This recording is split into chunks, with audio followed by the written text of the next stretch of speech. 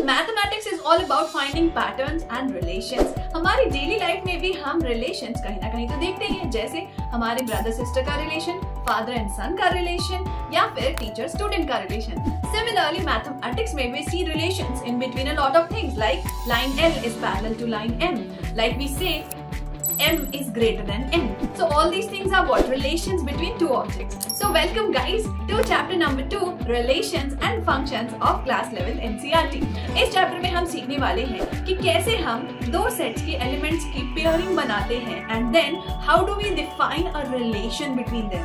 और इसके साथ साथ आगे चल के सीखेंगे कि कुछ स्पेशल रिलेशन कैसे बनाए जाते हैं जिनको हम फर्दर बुलाते हैं as functions. So watch this video till end to find out the easiest explanation of Cartesian product, relations and functions. And now let's start lecture number 1. So बच्चों, चलिए सबसे पहले देखते हैं कि रिलेशंस एंड फंक्शंस में कौन कौन से टॉपिक्स आपके सिलेबस में हैं और कौन कौन से टॉपिक डिलीट कर दिए हैं. Well, basically relations and functions में कुछ भी डिलीट नहीं किया गया है इस साल, ठीक है. एंड जो भी आपके एनसीईआरटी में है वो सब कुछ इंक्लूडेड है इस चैप्टर में. All the examples, all the exercise questions and all the topics. So talking about topics, कौन कौन से टॉपिक्स हमें पढ़ने हैं. Ordered pairs, cartesian product of sets, then Cartesian product से रिलेटेड उनकी जो भी प्रॉपर्टीज होती हैं, then definition of relation, their representation, about domain, codomain and range, pictorial representation of functions, and then about domain, codomain and range of the functions. और फिर कुछ special functions के आपको ग्राफ सीखने हैं एंड ऑफ कोर्स उनके बारे में बेसिक सीखना है, ठीक है. Lastly sum difference and product and quotients of the functions as well. Alright guys, so आज हम कर रहे हैं लेक्चर नंबर 1 में सिर्फ और सिर्फ इंट्रोडक्शन ऑफ रिलेशंस. तो सबसे पहले सीखेंगे ऑर्डर्ड पेयर्स क्या होते हैं, कार्टेशियन प्रोडक्ट क्या होता है और इनसे हम रिलेशंस कैसे डिराइव करते हैं. Alright guys, let's begin the class with ordered pairs. Ordered pair समझने के लिए बहुत सिंपल सा एग्जांपल मैं आपको दे रही हूँ, ठीक है. मान लीजिए कि आपके पास सेट ए है, ठीक है, और सेट ए में आपके पास है कलर्स. और चलो हम शुरुआत करते हैं सेट ए में कार्स के साथ, ठीक है. तो सेट ए में आपके पास कार्स है, लेट्स से क्रेटा, एक ले लेते हैं थार, और एक क्या ले लें, नेक्सॉन ले लेते हैं, चलो ठीक है. और सेट बी में है हमारे पास कलर्स. अच्छा, आपको कौन कौन से कलर्स की कार अच्छी लगती है? वैसे मुझे तो भाई ब्लैक कलर की कार्स बहुत अच्छी लगती हैं, ब्लू भी काफी अच्छी लगती हैं. And then what's trending these days, should we take red? चलो भाई रेड ले लेते हैं. नाउ लेट्स सपोज कि अगर मुझे हर कार के कलर ऑप्शंस अवेलेबल है मार्केट में, है ना, तो कौन कौन से कलर्स कॉम्बिनेशन मैं बना सकती हूँ हर कार के लिए. तो बेसिकली क्रेटा जो है वो ब्लैक हो सकती है, ब्लू हो सकती है, रेड भी हो सकती है. तो अगर मुझे इनकी पेयरिंग बनानी हो कि मान लो मेरे पास ऑप्शंस मुझे बनाने हैं कि कोई भी कस्टमर आएगा ना वो इन ऑप्शंस में से सेलेक्ट कर सके, तो हम ऑप्शंस कैसे बनाएंगे. एक ऑप्शन हमने बना दिया क्रेटा रेड कलर की, दूसरा ऑप्शन हो गया क्रेटा ब्लू कलर की, ठीक है, तीसरा ऑप्शन हो गया क्रेटा अगेन ब्लैक कलर की, ठीक है. सिमिलरली और कौन कौन से ऑप्शन है आपके पास अगर आप कार सेल कर रहे हैं, तो you have the option Thar black colour की, थार ब्लू कलर की, है ना, और थार रेड कलर की. सिमिलरली थार रेड कलर की, ठीक है. And lastly we have Nexon. Nexon is again either black या फिर blue. I am not sure कि नेक्सॉन ब्लू कलर में आती है क्या, बट ठीक है, हम अज्यूम कर लेते हैं कि आती है. और नेक्सॉन रेड कलर की, ठीक है. ये हो गया. तो ये हमने क्या बना लिया, हमने ना बेसिकली एक पेयरिंग बना ली हर कार की कलर के साथ. क्योंकि जब भी मान लो आपको अपने कस्टमर को एक सॉफ्टवेयर बना के देना है, ठीक है, कि आपका कस्टमर आया और वो यूज सेलेक्ट कर ले डायरेक्टली कि मुझे ये वाली कार चाहिए, इस कलर में चाहिए, ठीक है. तो उसके पास आपने 9 ऑप्शंस रख दिए. अब वो इसमें से कोई भी एक ऑप्शन अगर चूज करेगा ना, अगर वो इस ऑप्शन को चूज करेगा मतलब वो क्रेटा कार परचेज करना चाह रहा है ब्लू कलर की. तो हमने क्या किया, सेट ए के एलिमेंट्स का सेट बी के एलिमेंट्स के साथ पेयर बना दिया such that each pair is basically written inside a bracket separated by a comma. Also, the first element inside the bracket belongs to set A and second element inside the bracket belongs to set B. ठीक है. तो जब भी हम ऐसे pairing बनाते हैं brackets के अंदर मेंशन करके, इन पेयर्स को हम बोलते हैं ordered pairs. Okay, so let's see some formal definition of ordered pair as well. So an ordered pair is a pair formed by two elements that are separated by a comma and written inside the parenthesis. All right, ये वाला example मैं थोड़ा सा यहाँ से हटा दे रही हूँ ताकि आप डेफिनेशन अच्छे से देख सकें। तो क्लियर सबको? ऑर्डर्ड पेयर क्या होते हैं? अगर सेट ए का एक एलिमेंट सेट बी के एक एलिमेंट के साथ में मैच करके लिख दूं ब्रैकेट के अंदर सेपरेटेड बाय अ कॉमा, तो वो कहलाता है ordered pair. Now you have multiple ordered pair, ठीक है? तो अगर आपको क्रॉस चेक करना हो कि गलती से कहीं आपने कोई ऑप्शन सेम सा तो नहीं डाल दिया है, तो आप कैसे चेक करोगे? तो दो ऑर्डर्ड पेयर्स को हम इक्वल तभी बोलते हैं if and only if corresponding first element are equal and corresponding second elements are also equal. For example, NCERT का example 2 करते हैं. I think this is question, sorry, this is not example 2, this will be exercise 2.1 question number 1. Okay. So in this example they are saying कि suppose कर लीजिए ये वाला ordered pair और ये वाला ordered pair equal है, same है, तो what will be the value of x and y? तो हमने condition क्या बोली कि दो ऑर्डर्ड पेयर इक्वल या फिर सेम तभी कहलाते हैं if first element is equal to the first element. तो इसका फर्स्ट एलिमेंट क्या है? x/3 + 1, इसका फर्स्ट एलिमेंट है 5/3 and second element is equal to the corresponding second element. Alright, अभी सिंपल है, इसको हम डायरेक्टली एलसीएम लेंगे, सॉल्व कर लेंगे। तो फटाफट सॉल्व करते हैं। x + 3 1 3 upon 3 is equal to 5/3, 3 3 cancel, 3y - 2 is equal to upon 3 is equal to 1/3, 3 3 cancel. So we have x + 3 is equal to 5. This implies that x is equal to 5 - 3 is equal to 2. और similarly यहाँ पे 3y - 2 is equal to 1, यानी 3y is equal to 1 + 2 3. So y will be 3/3 is equal to 1. So ये आ गया हमारा answer that x is 2, y is 1. So therefore x is equal to 2, y is equal to 1. Simple है, question बन जाएगा सबसे। चलिए अब सीखते हैं Cartesian product of two sets के बारे में। कार्टेशियन प्रोडक्ट क्या होता है? बहुत आसान है। अभी जो हमने एग्जांपल देखा ना, दो नॉन एम्प्टी सेट्स थे हमारे पास। नॉन एम्प्टी के मतलब खाली नहीं होने चाहिए, उसके अंदर कोई ना कोई एलिमेंट होना चाहिए। जस्ट अभी हमने एक एग्जांपल देखा कि एक कार का सेट और एक कलर्स का सेट हमने ले लिया। तो मान लेते हैं कि सेट पी जो है वो कार्स का सेट है, सेट क्यू जो है वो कलर्स का सेट है, ठीक है। The Cartesian product P cross Q, Cartesian product को डिनोट करने का सिंबल क्या होता है? P cross Q is the set of all the ordered pairs of the elements from P and Q. मतलब अभी जो आपने ऑर्डर्ड पेयर्स बनाए थे ना, ये रेड कलर की क्रेटा, ब्लू कलर की क्रेटा, ब्लैक कलर की Creta, black Thar, blue Thar, red Thar, ये सारे जो ऑर्डर्ड पेयर बनाए थे ना, इसका सेट अगर बना दो वो सेट कहलाता है कार्टेशियन प्रोडक्ट, ठीक है। तो कार्टेशियन प्रोडक्ट खुद में क्या है? जैसे मैं बोलूंगी मैं कौन हूं, तो मैं एक इंसान हूं, I am a human being. तो कार्टेशियन प्रोडक्ट क्या है? Cartesian product is also a set, वो भी एक सेट है। उस सेट के अंदर क्या होता है? उस सेट के अंदर ऑर्डर्ड पेयर्स होते हैं, ठीक है।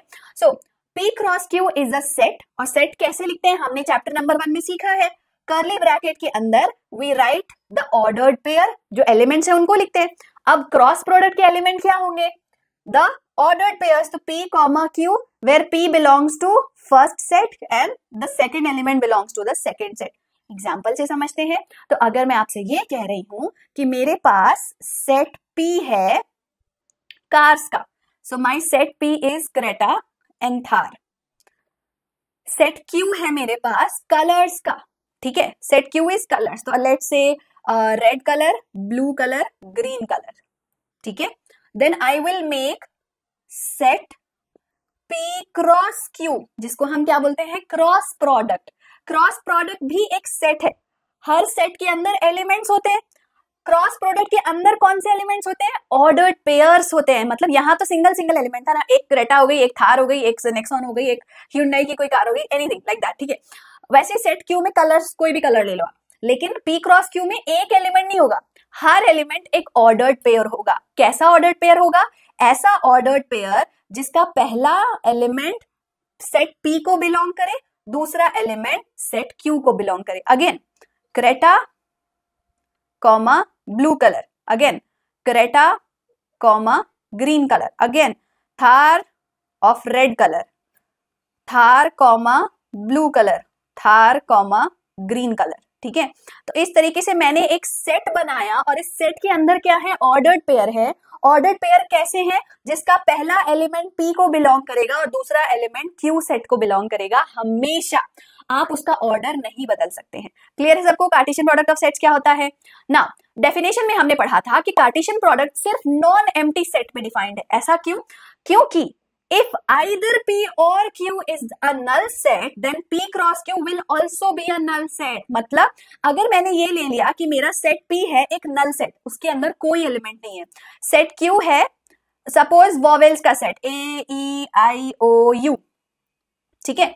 Now if I say that I want cross product of P and Q, तो cross product of P and Q क्या होगा? नल सेट का A के साथ पेयर. अब नल सेट के अंदर तो कोई है ही नहीं ना, तो इट्स लाइक कोई भूत है, ठीक है. अब उस भूत का आप कैसे पेयर बनाओगे? ये भूत होता है ना हमारा स्नैपचैट वाला भूत. अब इस भूत का हम AAIO के साथ कैसे पेयर बनाएंगे? नहीं बना पाएंगे. तो P cross Q will be a null set. और आइदर का मतलब या तो P या तो Q नल सेट होगा, तो P क्रॉस Q भी नल सेट होगा. क्लियर है सबको? चल आगे बढ़ते हैं, कुछ और सेट्स के एग्जांपल देखते हैं और उनका कार्टेशियन प्रोडक्ट निकालते हैं, और उसके बाद NCERT examples and NCERT exercise question करेंगे रिलेटेड टू कार्टेशियन प्रोडक्ट. ठीक है, चलो सबसे पहले suppose A is a set of 2 colours and B is a set of 3 objects. So A में है रेड और ब्लू कलर, B में है objects bag, C for coat, S for shirt. तो A क्रॉस B क्या होगा? A cross B क्या होगा जल्दी से बताओ. एक सेट होगा, इस सेट के अंदर क्या होगा? ऑर्डर्ड पेयर होगा. कौन से ऑर्डर्ड पेयर होंगे? इसका एक एलिमेंट, इसका एक एलिमेंट, फिर इसका एक एलिमेंट, इसका एक एलिमेंट, ऐसे हम पेयरिंग बनाएंगे, है ना. सो रेड कलर की बैग, अगेन रेड कलर का कोट, अगेन रेड कलर की शर्ट, ये सारे होंगे, ये सारे ऑर्डर्ड पेयर बनेंगे. एक भी ऑर्डर्ड पेयर आप छोड़ नहीं सकते हैं, है ना.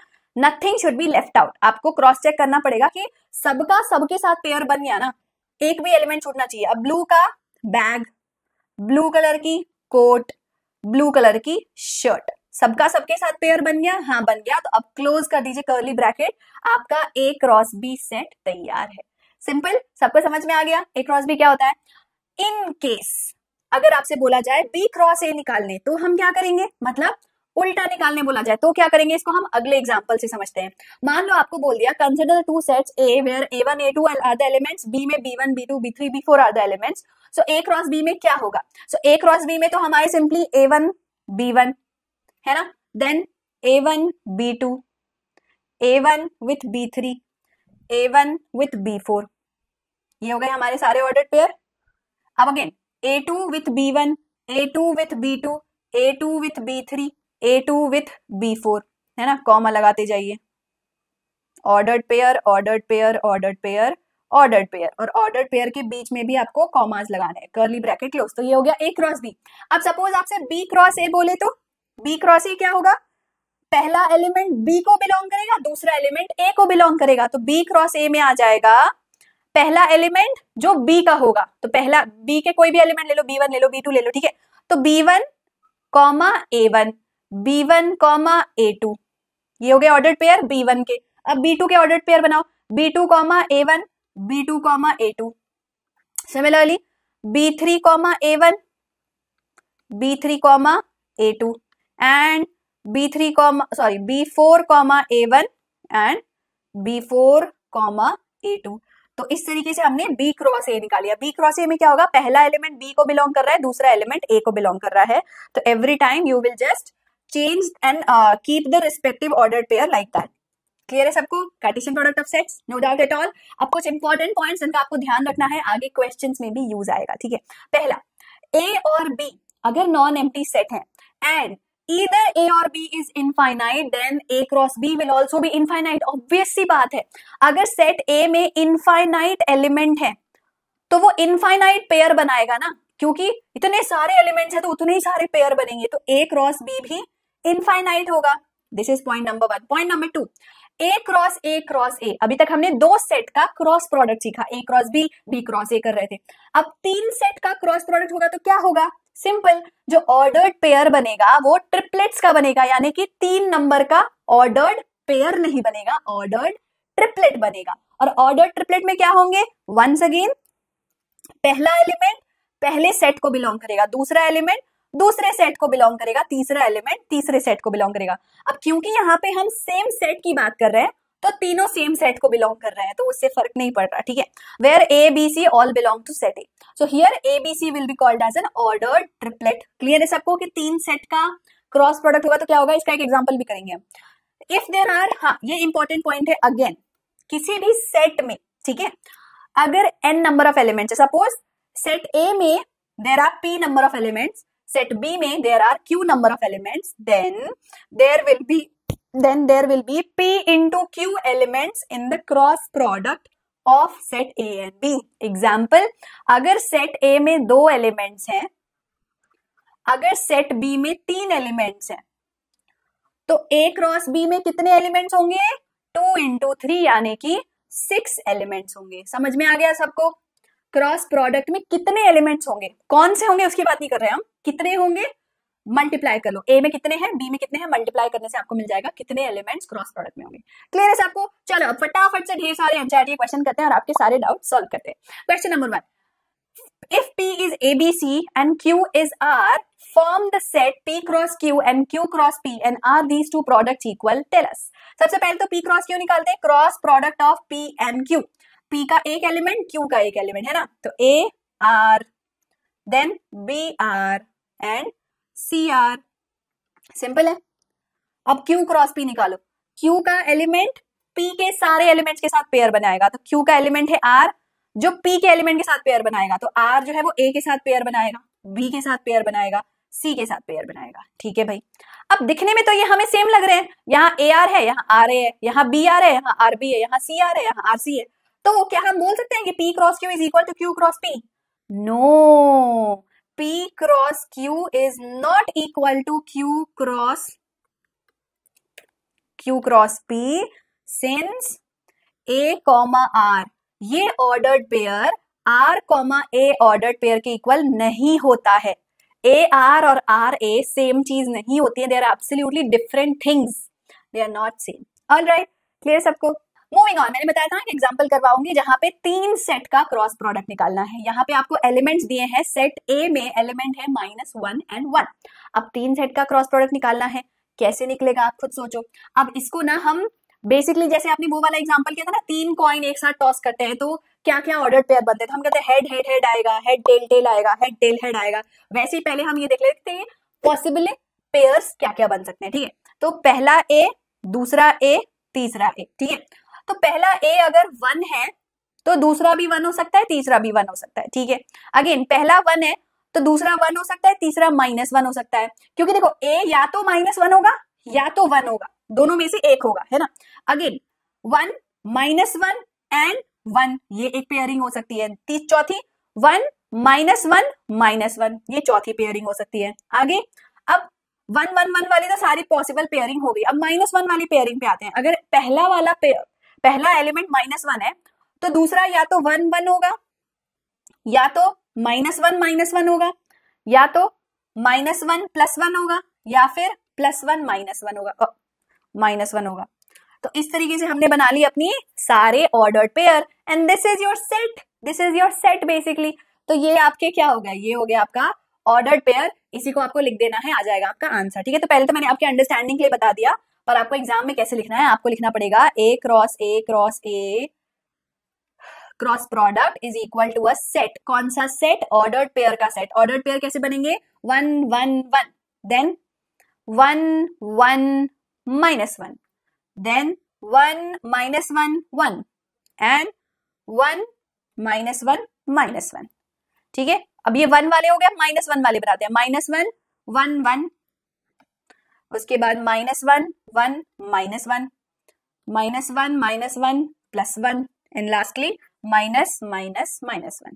टोटल कितने पेयर बन गए? 1 2 3 4 5 6 7 8, total 8 pair, 8 triplets, not pairs, 8 triplets हमने बना लिए because we are doing ordered triplets because 3 sets का क्रॉस प्रोडक्ट कर रहे हैं। क्लियर है सबको? ये एक्सरसाइज 2.1 का क्वेश्चन नंबर 5 है। Alright, next example is set A है 1 2 3, सेट B है 3 4, सेट C में है 4 5 6। आपको फाइंड आउट करना है A cross B intersection C। ये चैप्टर 1 में हमने सीखा था, जिसने भी चैप्टर 1 नहीं देखा है उसका वीडियो देख लीजिए, चैनल पे अपलोडेड है ऑलरेडी। ठीक है, अब A cross B intersection C निकालने के लिए सबसे पहले निकालेंगे B इंटरसेक्शन C। क्या होता है? किसी भी 2 सेट का इंटरसेक्शन क्या होता है? कॉमन एलिमेंट्स, है ना। कॉमन क्या है? इसके पास 4 है, इसके पास भी 4 है, और कुछ कॉमन है नहीं, तो बस B इंटरसेक्शन C में 4 है। अब आपको क्या निकालना है? आपको निकालना है A का cross product with B intersection C। Simple है ना।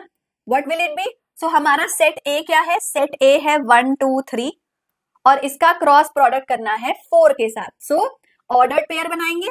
ऑर्डर्ड पेयर कौन कौन से बनेंगे? 1 with 4, 2 with 4, 3 with 4 and 4 with 4। अच्छा नहीं, 4 तो है ही नहीं, 3 ही एलिमेंट्स है, तो बस 3 ही एलिमेंट्स होंगे आपके, 3 ही ऑर्डर्ड पेयर्स होंगे आपके A cross B intersection C में, है ना। 1 with 4, 2 with 4, 3 with 4 बन गए सारे ordered pairs. That's your answer.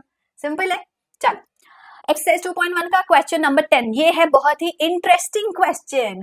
Cartesian product A cross A has 9 elements among which are found -1 and 0, 0 and 1. Find the set A and the remaining elements of A cross A. अब ये काफी interesting है। क्यों interesting है? ध्यान से सुनो। दो चीजें इसमें बताने बोला है। पहला कि सेट A में कौन कौन से एलिमेंट्स होंगे आपके हिसाब से। दूसरा A क्रॉस A में कौन कौन से एलिमेंट्स होंगे। A क्रॉस A में कौन कौन से एलिमेंट होंगे। गिवन दैट दो चीजें उसने बता दी है। क्या बताई है? कि number of elements in A cross A is 9 and उन 9 में से 2 एलिमेंट आपको बताए गए हैं, -1 और 0 का ऑर्डर्ड पेयर और 0 और 1 का ऑर्डर्ड पेयर। तो क्या लगता है आपको सेट A में कौन कौन से एलिमेंट्स होंगे? अब मुझे पता है क्योंकि मैं A क्रॉस A का क्रॉस प्रोडक्ट कर रही हूं, तो 9 कब आएगा?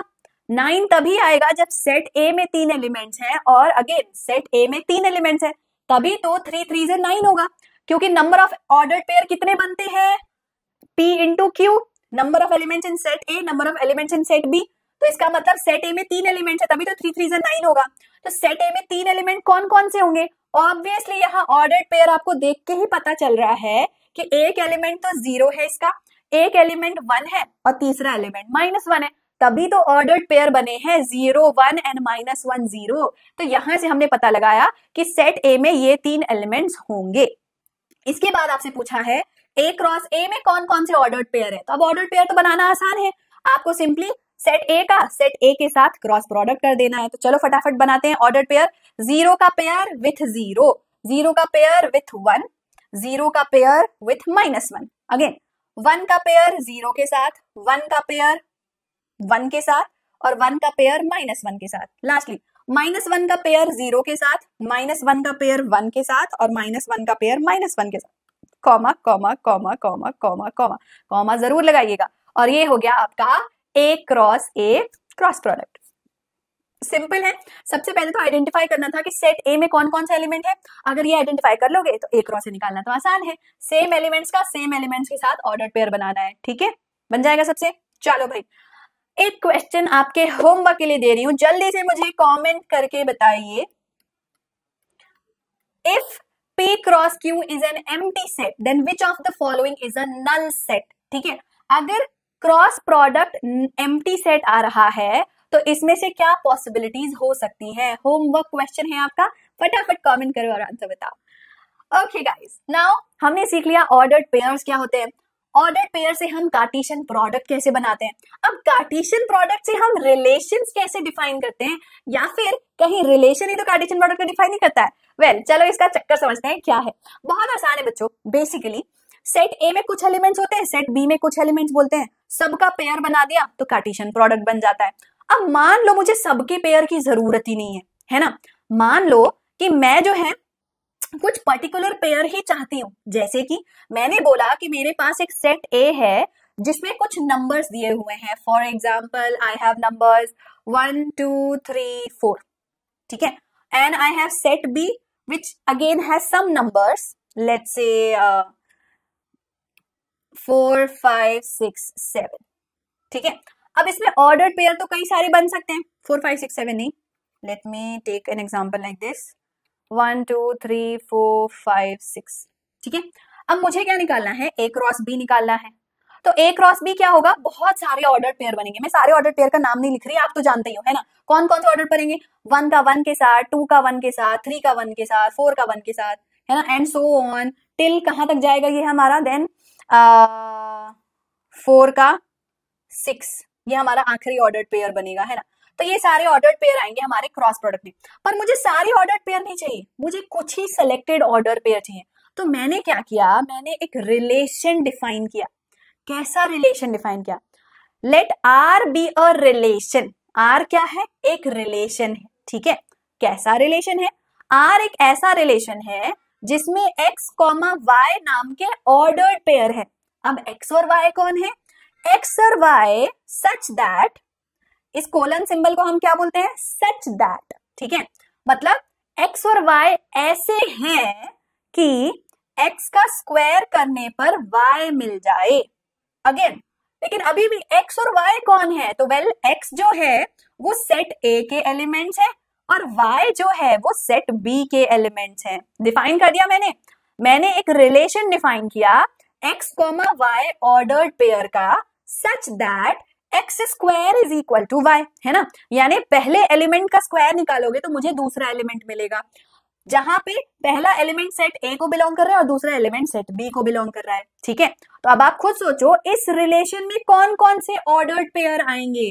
तो इस रिलेशन में ऑर्डर्ड पेयर होंगे 1 का स्क्वायर 1, 2 का स्क्वायर 4, दैट्स इट, है ना।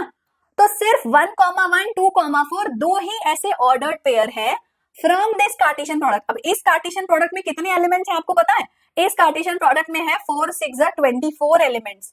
24 एलिमेंट्स में से सिर्फ दो ऑर्डर्ड पेयर मैंने चूज किए। कौन से दो ऑर्डर्ड पेयर? 1, 1, 2, 4। क्यों चूज किया? क्योंकि मैंने एक रिलेशन डिफाइन किया कि पहले का स्क्वायर निकालने पे दूसरा नंबर आना चाहिए। यानी ऐसा ऑर्डर्ड पेयर चूज करो कि पहले नंबर का स्क्वायर निकालने पे दूसरा नंबर आए, पहले नंबर का स्क्वायर निकालने पे दूसरा नंबर आए। तो ये इस तरीके से मैंने एक रिलेशन डिफाइन कर दिया between the sets A and B।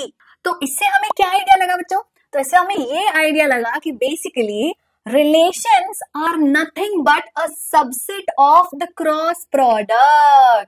किसी भी दो सेट का अगर हम क्रॉस प्रोडक्ट निकालते हैं, उसी का एक पार्ट अगर मैं निकाल लूं, उसको मैं रिलेशन बोल सकती हूँ। So a relation R for a non-empty set A to a non-empty set B is a subset of the Cartesian product A cross B। Again example से समझते हैं इसको। हमारे पास सेट A है A1, A2, A3, 3 एलिमेंट्स है उसमें। हमारे पास set B है जिसमें B1, B2 दो एलिमेंट्स हैं। तो A क्रॉस B क्या होगा बच्चों? A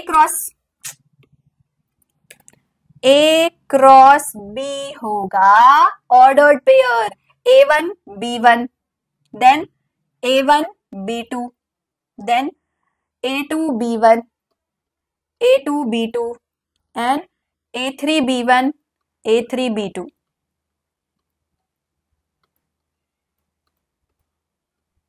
तो ये हो गया हमारा A क्रॉस B। अब इस क्रॉस प्रोडक्ट का एक सबसेट क्या होता है? उसी का एक पार्ट होता है। तो मैं इसी क्रॉस प्रोडक्ट में एक रिलेशन डिफाइन कर सकती हूँ R1, जिसमें सिर्फ एक ऑर्डर्ड पेयर होगा। मेरी मर्जी, मैं बोल रही हूँ सिर्फ A1, B1 वाला ऑर्डर्ड पेयर होगा। ये एक रिलेशन है। उसी तरीके से मैं एक रिलेशन डिफाइन कर सकती हूँ जिसमें जिसमें A1 की बात की गई है, यानी A1 वाले जितने ऑर्डर्ड पेयर हैं हम उसको इंक्लूड कर देंगे। उसी तरीके से मैंने एक रिलेशन बना दिया जिससे मैंने ऐसा कोई रिलेशन बोल दिया, ऐसा कोई रूल बोल दिया जिससे कोई भी ऑर्डर्ड पेयर सेलेक्ट ही नहीं हो रहा है। मतलब ना तो A1, B1 उस कंडीशन में अप्लाई हो रहा है, ना तो A2, B2 उस कंडीशन में अप्लाई हो रहा है। तो वो एक नल सेट का रिलेशन, उस रिलेशन में कुछ नहीं होगा, यानी नल सेट होगा। तो ऐसे ही हम किसी भी क्रॉस प्रोडक्ट से ढेर सारे रिलेशन बना सकते हैं। कितने रिलेशंस बना सकते हैं बताऊंगी अभी थोड़ी देर में। चलिए उससे पहले हम सीखते हैं कि रिलेशंस को हम रिप्रेजेंट कैसे करते हैं। So suppose we have two sets A and B और P and Q, then we can represent a relationship in 3 format. पहला रोस्टर मेथड, दूसरा सेट बिल्डर मेथड, तीसरा arrow diagram for visual representation. Arrow diagram यानी suppose करिए कि मैंने एक relation define किया x, y ordered pair such that x is the first letter of the name y, जहां पे x जो है वो सेट P का एलिमेंट है और y जो है वो सेट Q का एलिमेंट है। तो ये रिलेशन डिफाइन है। अब इस रिलेशन में कौन कौन सी पेयरिंग हो सकती है? अब देखो, अली की पेयरिंग A के साथ होगी। क्यों? क्योंकि उसने बोला ये जो है ना वो नाम का फर्स्ट लेटर होना चाहिए। तो अली का फर्स्ट लेटर क्या है? A। भानु का फर्स्ट लेटर क्या है? B, है ना। तो उस हिसाब से आपको पेयरिंग करनी है। ये रिलेशन ने डिफाइन कर दिया। क्योंकि अगर मैं क्रॉस प्रोडक्ट की बात करूं P क्रॉस Q में, तो B का भी अली के साथ पेयर बनेगा, है ना, सी का भी अली के साथ पेयर बनेगा। लेकिन जब मैंने रिलेशन डिफाइन किया तो मैंने ये बोल दिया कि बी का और सी का मुझे अली के साथ पेयर नहीं चाहिए, मुझे सिर्फ उसी अल्फाबेट का नेम के साथ पेयर चाहिए जो उसका फर्स्ट लेटर हो। तो इस तरीके से जब हमने रिलेशन को डिफाइन कर दिया तो रिलेशन के हमें एलिमेंट्स मिल गए, ऑर्डर्ड पेयर मिल गए। तो कौन कौन से ऑर्डर मिले? A for Ali, B for Bhanu, B for Binoy and C for Chandra. तो ये सारे ऑर्डर्ड पेयर हमारे रिलेशन को सेटिस्फाई कर रहे हैं। तो हमारे रिलेशन में सिर्फ इतने ही ऑर्डर्ड पेयर इंक्लूड किए जाएंगे। तो आपको समझ में आ गया कि अगर आपके पास दो सेट है तो आप उस पे रिलेशन कैसे डिफाइन कर सकते हो। या तो आप उसको सेट बिल्डर फॉर्म में डिफाइन कर दो कि वही ऑर्डर्ड पेयर को चूज करना जिसमें x is the first letter of the name y, और x और y कौन है? x जो है वो सेट P का एलिमेंट है, y जो है वो सेट Q का एलिमेंट है। एंड आप उसको रोस्टर फॉर्म में रिप्रेजेंट भी कर सकते हो कि अब एक बार आपने डिफाइन कर दिया तो ये बताओ उसमें कौन कौन से एलिमेंट्स आ रहे हैं। तो आपने बता दिया A for Ali, B for Bhanu, B for Binoy and C for Chandra, ये एलिमेंट्स आ रहे हैं। बाकी सारे एलिमेंट्स क्रॉस प्रोडक्ट के हम इंक्लूड नहीं करेंगे। Alright, so everybody understood relation क्या होता है? हमने ऑर्डर्ड पेयर बनाए, ऑर्डर्ड पेयर का एक कलेक्शन बना दिया। अब इस कलेक्शन में से एक दो एलिमेंट मैंने चूज कर लिए, चूज करने के बाद मैंने एक नया सेट बना दिया, उसको मैंने बोल दिया रिलेशन। समझ में आ गया? तो रिलेशन भी एक सेट है। कैसा सेट है? वो एक सबसेट है क्रॉस प्रोडक्ट का। क्लियर है सबको?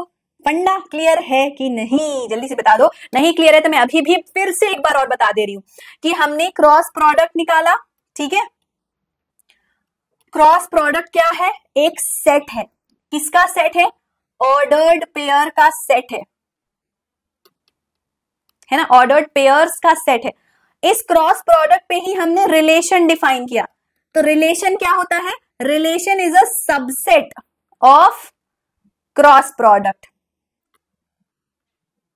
है ना। वो इसी क्रॉस प्रोडक्ट का एक सबसेट है। सबसेट है मतलब उसी का एक पार्ट है, उसी के कुछ एलिमेंट्स को लेकर एक नया सेट हमने बना दिया, ठीक है, और वो बन गया रिलेशन। ऑलराइट गाइस, चलिए अब यहाँ पे important point once again, subset जो है वो डिराइव किया जाता है with the help of describing a relationship between first element of the first set and second element of the second set. यानी कि A क्रॉस B में जो भी ऑर्डर्ड पेयर है उनके फर्स्ट और सेकंड एलिमेंट्स के बीच में रिलेशनशिप डिफाइन करके ही बताया जाता है ना। इसमें इंपॉर्टेंट पॉइंट नोट करने वाली ये है कि जब भी आप किसी रिलेशन में कोई ऑर्डर्ड पेयर डालते हैं तो जो सेकेंड एलिमेंट होता है ना, इसको बोला जाता है इमेज ऑफ A। जो आपका फर्स्ट एलिमेंट है इसको कभी कभी हम प्री इमेज बोलते हैं और जो सेकेंड एलिमेंट है उसको हम इमेज बोलते हैं, ठीक है। चलो भाई, अब रिलेशन से जुड़े कुछ इंपॉर्टेंट टर्म्स जो आपको पता होने चाहिए क्योंकि आगे फंक्शंस में ये काफी ज्यादा काम में आते हैं। तो फिलहाल मैं आपको इनका डेफिनेशन बता दूं, इनका बेसिक्स बता दूं। Now what is the basic? It's nothing but आपने दो सेट लिए, ठीक है, उस दो सेट में से कुछ ऑर्डर्ड पेयर बना लिए। अब उन ऑर्डर्ड पेयर में वो सारे एलिमेंट्स, ठीक है, जो फर्स्ट एलिमेंट है सारे ऑर्डर्ड पेयर के in the relation R from set A to set B is called the domain of the relation. मतलब अगर मैंने एक रिलेशन डिफाइन किया है जिसमें एलिमेंट्स हैं A1 B1 A2 B1 A3 B1 and then I have A2 B1 A2 A2 B2 A1 B2 A1 B2 A2 B2 A3 B2, ठीक है।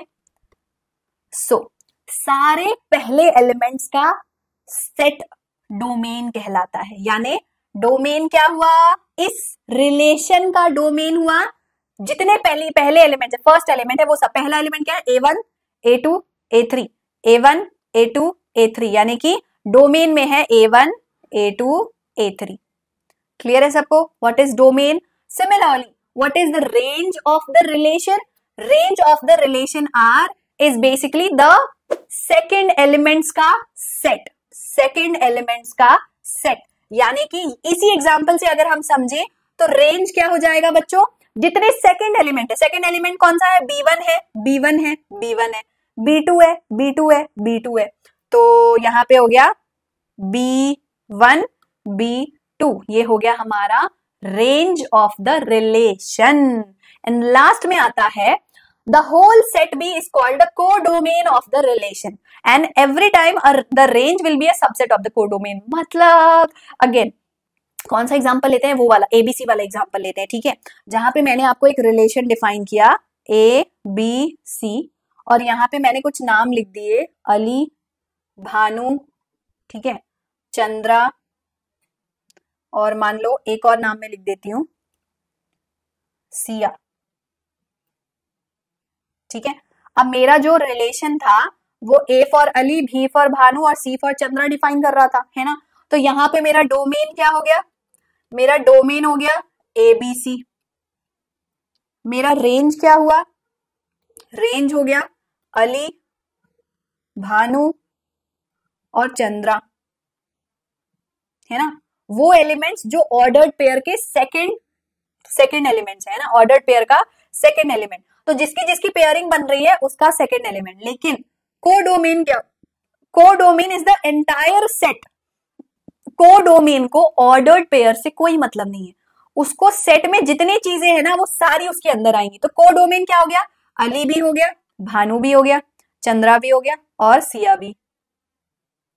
तो ये सबको मिला के बन गया हमारा कोडोमेन। इसलिए हम बोलते हैं कि रेंज जो है वो हमेशा कोडोमेन का सबसेट ही होगा, क्योंकि वो हमेशा कोडोमेन में से ही कुछ एलिमेंट्स को चूज करके बनेगा, तो हमेशा उससे छोटा ही होगा, उसी का पार्ट होगा, है ना। तो range is always a subset of the codomain. Clear to everybody? If not don't worry, हम बहुत सारे NCERT example, NCERT exercise question करेंगे, सब डाउट क्लियर हो जाएगा बिंदास। वीडियो को एंड तक देखो और दोबारा रिलेशन एंड फंक्शन पढ़ने की जरूरत ही नहीं पड़ेगी, ठीक है।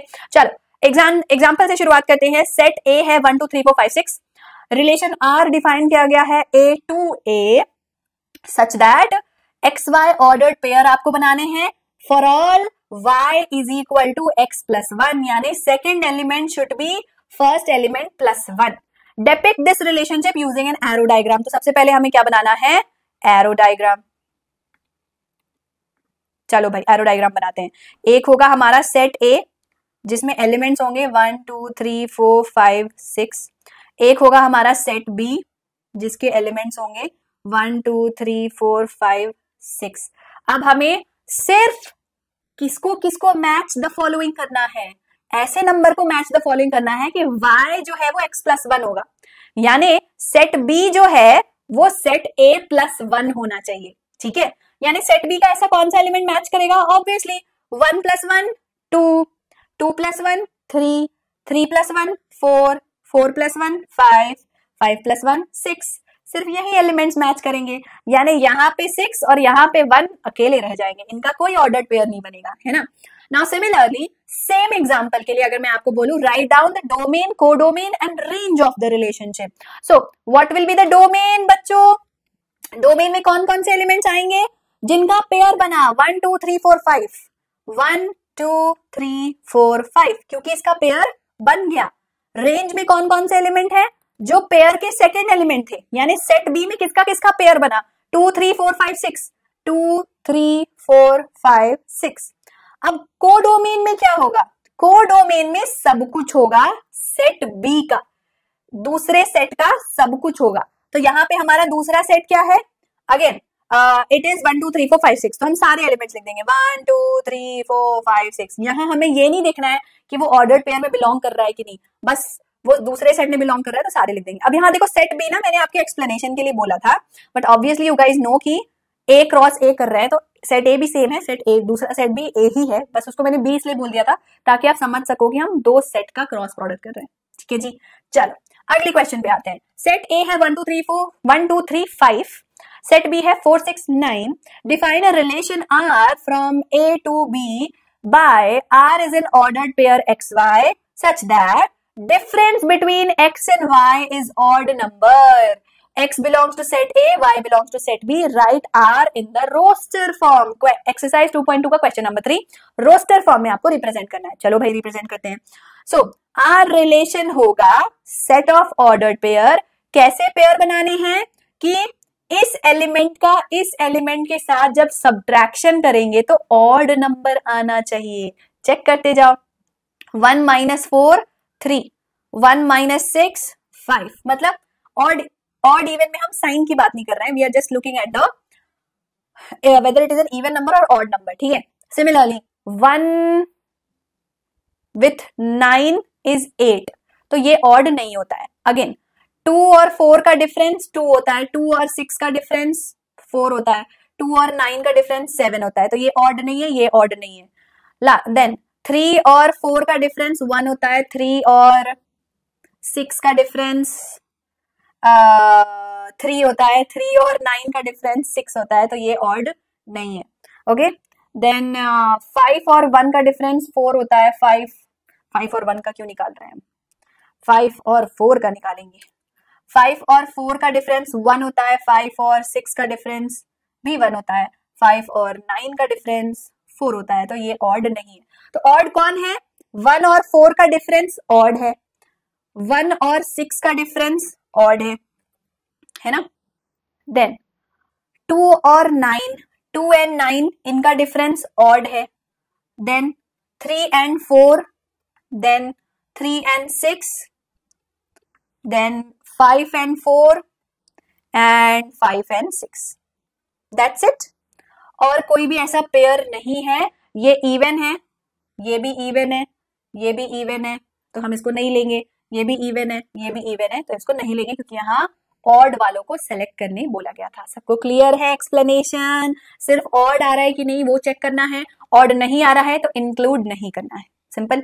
चलो नेक्स्ट इंपॉर्टेंट पॉइंट, अगर आप रिलेशन डिफाइन कर रहे हैं बिटवीन टू सेट्स, ठीक है, तो ऑब्वियसली वो क्रॉस प्रोडक्ट का सबसेट होगा, और एक क्रॉस प्रोडक्ट की मदद से हम बहुत सारे रिलेशन बना सकते हैं। पर कितने सारे रिलेशन बना सकते हैं, इसका एक सिंपल फॉर्मूला होता है। अगर आपके पास सेट ए है जिसमें P एलिमेंट्स है, सेट B है जिसमें Q एलिमेंट्स है, तो क्रॉस प्रोडक्ट में कितने एलिमेंट्स होंगे? P into Q। और नंबर ऑफ रिलेशंस कितने बनेंगे? 2 to the power PQ। मतलब अगर मान लेते हैं सेट A में 4 एलिमेंट है, मान लेते हैं सेट B में 5 एलिमेंट है, तो नंबर ऑफ रिलेशंस कितने बनेंगे? नंबर ऑफ रिलेशंस होंगे 2 to the power 4 into 5, यानी 2 to the power 20। क्लियर है? चलो भाई, NCERT example, set A has 2 elements 1 and 2, set B has 2 elements 3 and 4, find the number of relation from A to B। Simple है, set A में कितने elements हैं? 2, set B में कितने elements हैं? 2, तो नंबर ऑफ रिलेशंस कितने होंगे? जल्दी बताओ फटाफट, नंबर ऑफ रिलेशंस कितने होंगे? 2 to the power 2 into 2, यानी 2 to the power 4। 2 to the power 4 कितना होता है? 2 to the 4, 4 to the 8, 8 to the 16, है ना। सो ये हो गया आपका आंसर 16। चलो भाई, next question is your homework question. फटाफट से मुझे कमेंट करके बताइए इसका आंसर। अगर सेट ए में है m एलिमेंट, सेट बी में है n element, so total number of non empty relations that can be defined between set A to B R dash. ये बहुत इंटरेस्टिंग क्वेश्चन है, इसका सोल्यूशन आपको जरूर पता लगाना चाहिए, ठीक है। मैं कमेंट में बता दूंगी किससे किससे सही आंसर क्या है, ठीक है। चलो भाई, अब सॉल्व करते हैं कुछ एनसीईआरटी एक्सरसाइज के क्वेश्चंस, ताकि एक भी ऐसा क्वेश्चन ना बचे जो आप अपने एग्जाम में ना बना पाओ, है ना। हर टाइप के क्वेश्चन हम यहाँ सॉल्व करेंगे, each and every type of question. Her question unique होगा, आपको कुछ नया सिखाएगा, ठीक है। तो सेशन को पूरा एंड तक देखो, कुछ ना कुछ नया सीखना अभी बाकी है, ठीक है। चलो एक्सरसाइज 2.1 क्वेश्चन नंबर 2, अगर सेट ए में 3 एलिमेंट्स हैं और सेट बी में एलिमेंट्स है 3 4 5, तो number of elements in A cross B क्या होंगे? अब देखो, सेट ए में पहले ही बता दिया 3 एलिमेंट्स हैं, सेट बी में कितने एलिमेंट्स हैं? तो 1 2 3, 3 4 5 से हमें कोई मतलब नहीं है, नंबर ऑफ एलिमेंट जानने हैं हमें। तो देयरफॉर ए क्रॉस बी में होंगे 3 3s 9 एलिमेंट्स। मात्र एक लाइन का आंसर है, 1 मार्क्स के लिए पूछा जाएगा। Next, if G is 7 8, H is 5 4 2, find G cross H, H cross G। फटाफट लिखो इसका आंसर। क्रॉस प्रोडक्ट पूछा है, रिलेशन नहीं पूछा है। क्रॉस प्रोडक्ट में सारे ऑर्डर्ड पेयर आपको लिखने हैं, ठीक है। तो G का H के साथ ordered pair 7 with 5, 7 with 4, 7 with 2, 8 with 5, 8 with 4, 8 with 2। Similarly H cross G क्या होगा? H का G के साथ पेयर, है ना। 5 with 7, 5 with 8। Next 4 with 7, 4 with 8। Next 2 with 7, 2 with 8। That's all। Bracket close. ये आ गया cross product. Next question, exercise 2.1 question number 6, A cross B में ऑर्डर्ड पेयर है AX AY BX BY। Find set A and set B. Set A क्या है? Set B क्या है, कैसे पता लगाएंगे, उसके एलिमेंट्स दिए हुए हैं। ऑब्वियसली ये सेट ए को बिलोंग करता है, ये भी सेट ए को बिलोंग करता है, ये भी सेट ए को बिलोंग करेगा, ये भी सेट ए को बिलोंग करेगा। So basically set A will have all the first elements of ordered pair. जितने भी आपके ऑर्डर्ड पेयर है उन सबका फर्स्ट एलिमेंट सेट ए को बिलोंग करेगा। तो set A is A comma B, क्योंकि ए और बी के अलावा और कोई फर्स्ट एलिमेंट नहीं है। Similarly set B will be what, second element x y x y. तो सेट बी में कौन है, एक्स एंड वाई, क्योंकि सेकंड एलिमेंट क्या है, दूसरा एलिमेंट क्या है, एक्स वाई। तो सेट बी में होंगे एक्स या फिर वाई, ये है आपका आंसर। ठीक है, okay. Next question, set A is 1, 2, set B is 1, 2, 3, 4, set C is 5, 6, set D is 5, verify that A cross C is a subset of B cross D। Subset बताने के लिए क्या बताना होता है कि इसके सारे एलिमेंट्स इसमें बिलोंग कर रहे हैं, है ना। तो सबसे पहले निकालना पड़ेगा A cross C, A with C, so it is 1 with 5, 2 with 5, then 1 with 6, 2 with 6. Similarly, B cross D will be huge. 1, 2, 3, 4 का 5, 6, 7, 8 के साथ पेयर निकालना है। Oh my God! So it is 1, 5, 1, 6, 1, 7, 1, 8. Similarly, 2, 5, 2, 6, 2, 7, 2, 8. Then 3, 5, 3, 6, 3, 7, 3, 8. And lastly 4, 5, 4, 6, 4, 7, 4, 8। ये सारे ordered pair मिला के बनेगा B क्रॉस D। अब आपको बताना है A cross C B cross D का सबसेट है या नहीं है, कैसे पता चलेगा। देखो 1, 5, 1, 5, 2, 5, 2, 5, 1, 6, 1, 6, 2, 6, 2, 6। So since A cross C के सारे एलिमेंट्स B क्रॉस D में बिलोंग कर रहे हैं, therefore A cross C is a subset of B cross D। So आप बोलोगे since all elements of A cross C belong to B cross D, therefore A cross C is a subset of B cross D।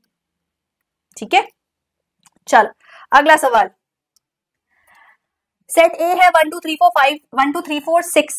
Let R be a relation on set A defined by A, B such that A and B belong to set A, where B is exactly divisible by A. Write R in the roster form. यानी आपके relation में सिर्फ वही ordered pair होंगे जिसमें second element जो है वो फर्स्ट एलिमेंट से डिवाइड हो रहा है एग्जैक्टली।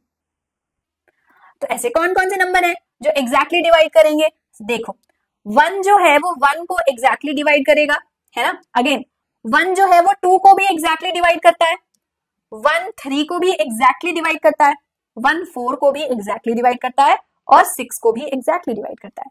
नेक्स्ट 2 जो है वो 1 को डिवाइड नहीं करता, 3 को डिवाइड नहीं करता, 4 को डिवाइड करता है। तो 2 डिवाइड्स 4, 2 डिवाइड्स 6, तो ये ऑर्डर्ड पेयर हो गया। नेक्स्ट 3 2 को नहीं करता, 3 1 को डिवाइड नहीं करता, 3 3 को डिवाइड करता है। ओ हाँ, अगेन 2 भी तो 2 अपने आप को डिवाइड करता है, तो 2 2 का पेयर बनेगा, भूल गई थी मैं। Next similarly 3 divides 3 and 3 divides 6। Okay, अब 4 की बात करते हैं। क्या 4 1 को डिवाइड करता है? नहीं। 2 को डिवाइड करता है? नहीं। 3 को डिवाइड करता है? नहीं। 6 को डिवाइड करता है? नहीं। अपने आप को डिवाइड करता है? हाँ। तो 4 डिवाइड्स 4। लास्टली 6 भी ऑफ कोर्स 1 2 3 4 1 2 3 4 को डिवाइड नहीं करता है, सिर्फ अपने आप को डिवाइड करता है, तो 6, 6। तो ये सारे ऑर्डर्ड पेयर मिलकर बना गए हमारे रिलेशन को, है ना। सो हमारे रिलेशन में होंगे ये सारे एलिमेंट्स सच दैट B जो है वो A से डिविजिबल हो, यानी सेकेंड एलिमेंट जो है वो फर्स्ट एलिमेंट से एग्जैक्टली डिवाइड हो रहा है। Now next question, determine the domain and range of the relation R defined by R such that x, x plus 5 is the ordered pair where x belongs to 0, 1, 2, 3, 4, 5।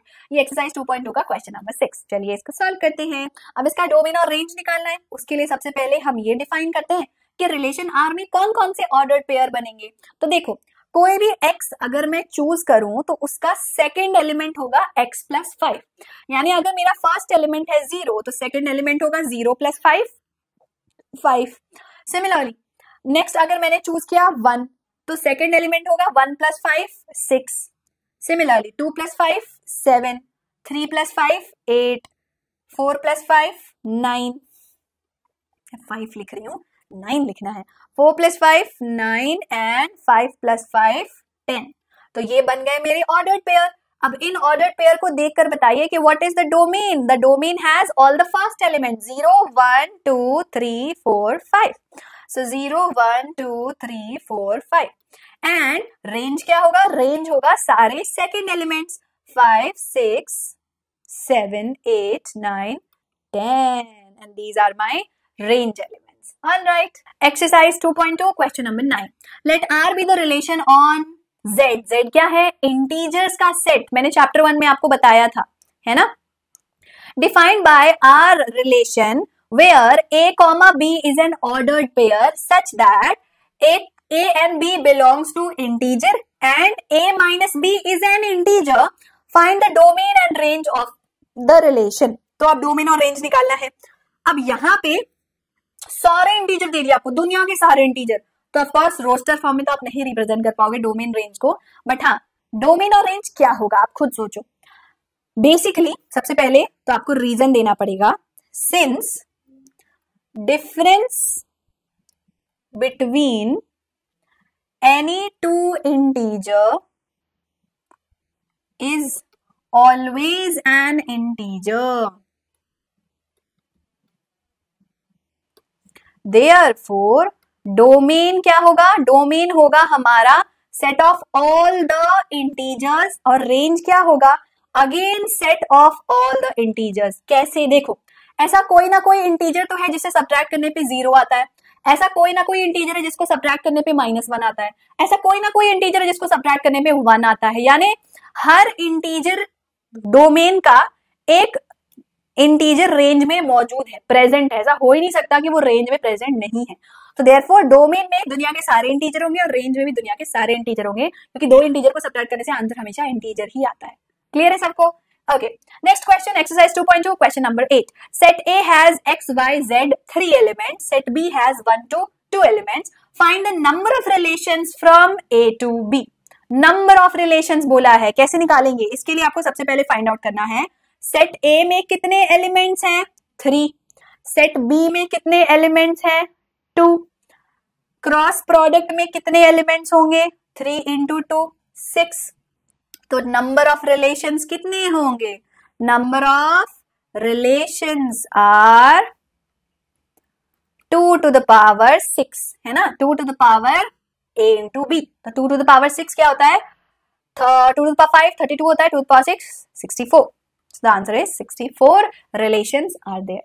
Alright guys, तो यहाँ पे होता है हमारा chapter समाप्त। चलो मिलकर एक बार ना चैप्टर को समराइज कर लेते हैं, चैप्टर को नहीं लेक्चर को समराइज कर लेते हैं कि आज हमने क्या क्या सीखा। फर्स्ट ऑफ ऑल हमने सीखा ऑर्डर्ड पेयर्स के बारे में, then Cartesian product, introduction to relations, domain, codomain and range of relations. Now कुछ डेफिनेशंस मैंने यहाँ पे लिख रखे हैं, क्या आप उनको रीड करके बता सकते हो वो किसके डेफिनेशन है? First of all, what is a relation? A relation is a subset of the Cartesian product. Now relation से हम कौन कौन सी चीजों को डिफाइन कर सकते हैं? Suppose P or Q are non-empty sets, then P cross Q is basically P comma Q, ordered pair where P belongs to B, Q belongs to Q. This is the definition of, किसका definition है? जल्दी बताओ फटाफट। Cross product. This is cross product. Next, set of first element in the ordered pair क्या होता है? First elements का set क्या होता है? Domain of the relation. Next, set of second elements in the ordered pair, range of the relation. Last, it is a subset of the codomain. Sorry, subset of codomain तो range ही होता है, तो ये again range का definition हो जाएगा. So this is again range is basically a subset of the codomain, या फिर codomain is basically superset of the range. Alright guys, so that's all for today. अगर आप इस लेक्चर के नोट्स चाहते हैं तो हमारे टेलीग्राम ग्रुप को फटाफट से ज्वाइन कर लीजिए. Just scan this code from your mobile and you will immediately join our telegram group जिसका नाम है Vedantu class 11th and 12th. So guys, अगर ये आज का लेक्चर आपको पसंद आया तो जल्दी से इस वीडियो को लाइक करिए, अपने फ्रेंड्स के साथ शेयर करिए और सब्सक्राइब जरूर कर लेना चैनल को for class 11th and 12th lectures, study tips, competitive exam preparation and much more fun. Thank you so much for joining in today. Comment करके मुझे होमवर्क आंसर जरूर बता दीजिएगा. See you in the next lecture. Bye bye.